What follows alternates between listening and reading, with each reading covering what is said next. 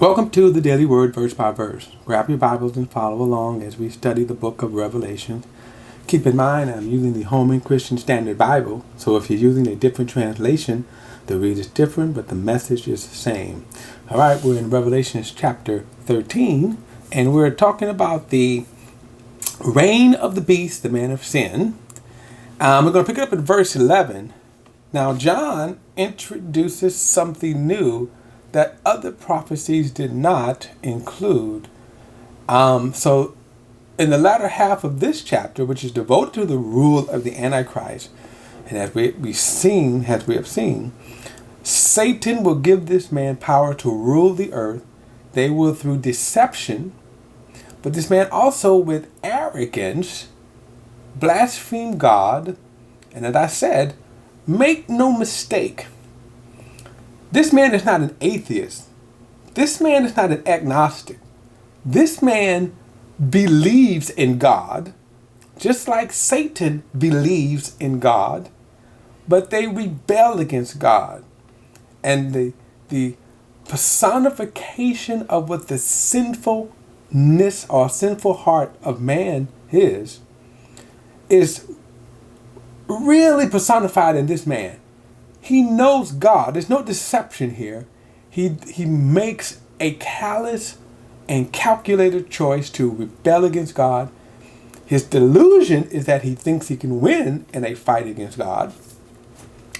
But make no mistake, and I believe this is where the world is going to, as we see that the world is worshiping him. They are worshiping the devil.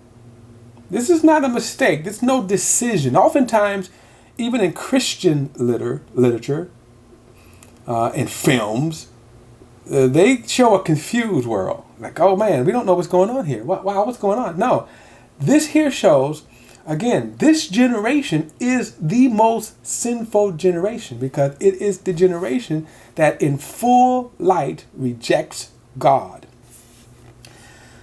Verse 11, then I saw another beast coming up out of the earth. Now remember, the beast came up out of the masses, right? That's what, the masses of people. Satan gives them this power.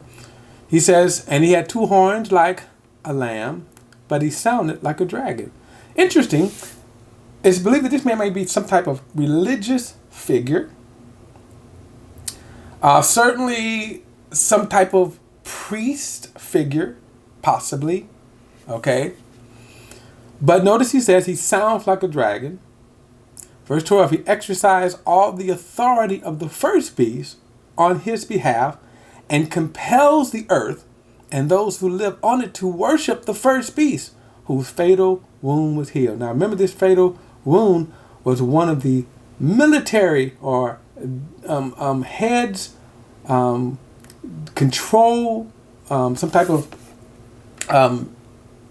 one of his dominations, geographical dominations, governmental.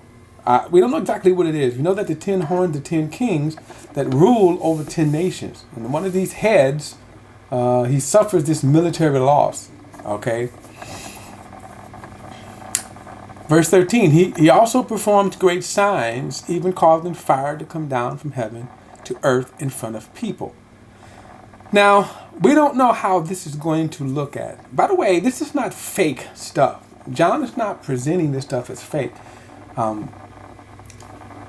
When Moses went before Pharaoh, he threw his serpent on the floor and it became, he threw his staff on the floor and it became a serpent. Pharaoh's magicians threw their staffs and they became snakes as well. Now Moses' serpent ate up those, showing greater power. What is interesting is that they did exhibit, they showed some type of power. Now this man, in a sense, when is unleashed, in other words, during this 3.5 year period of time, Satan is permitted, give it all you got. Remember in Job's case, he was restrained, right? We know that Satan has certain power.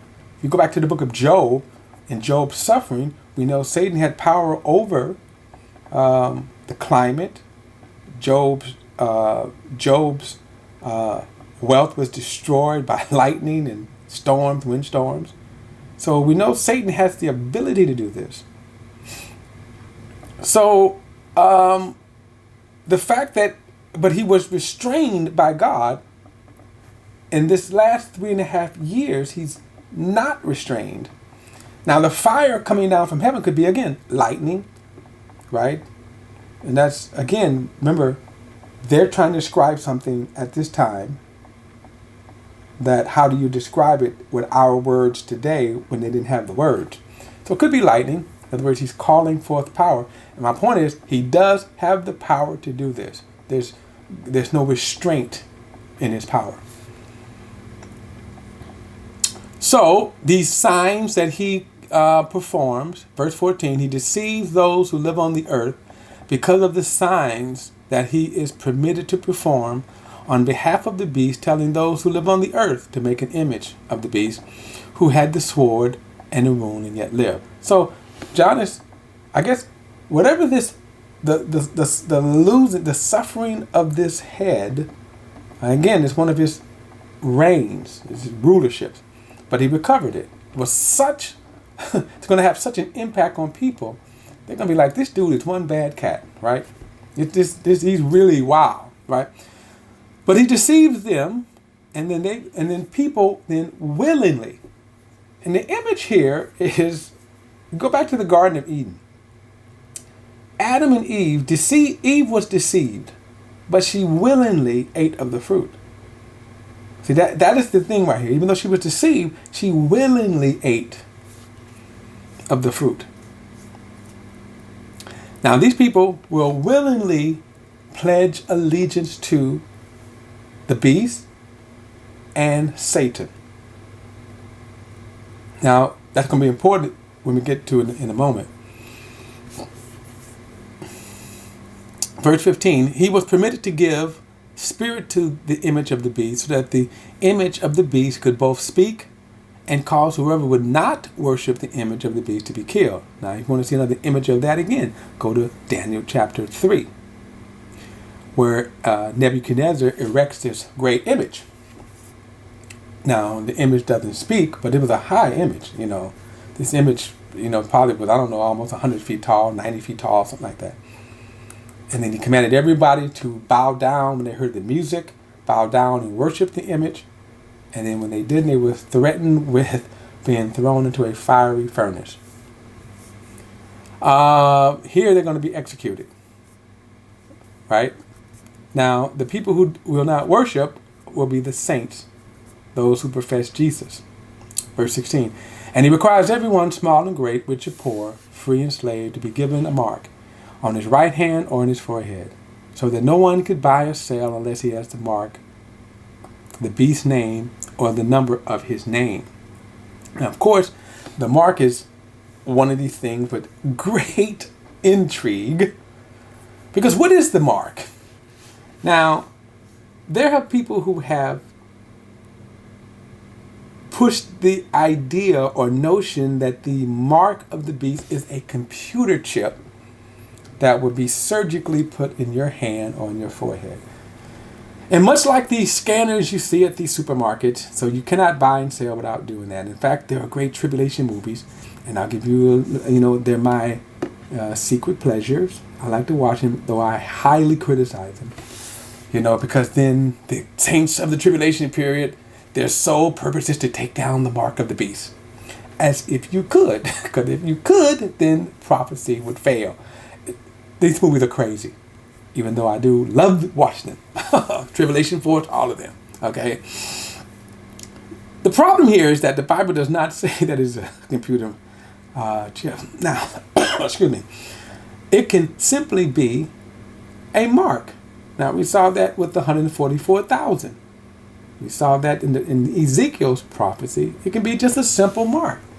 And by the way, I don't think that the saints during the tribulation period will counterfeit a mark to survive. They're going to boldly go to their death professing Jesus Christ. But the idea is that whatever this mark is, it could be something as simple as a mark, that if you don't have it, that's all. And so here's the other thing. people will not be confused when they receive this mark. Understand that people will not be confused. They're not going to be, well, I don't know what's going on here. And all of a sudden somebody's going to say, hey, come with me to the grocery market, or come to me with these centers, the identification centers. That's what they call them in tribulation movies. And all of a sudden they're going to put a stamp, boom. And all of a sudden people go, what have you done? What have you done? No. The world will boldly take this as an act of defiance against God. You have to keep in mind, this is the most wicked generation ever. They're not hiding their disgust. The sinfulness of man will come to fullness in this generation.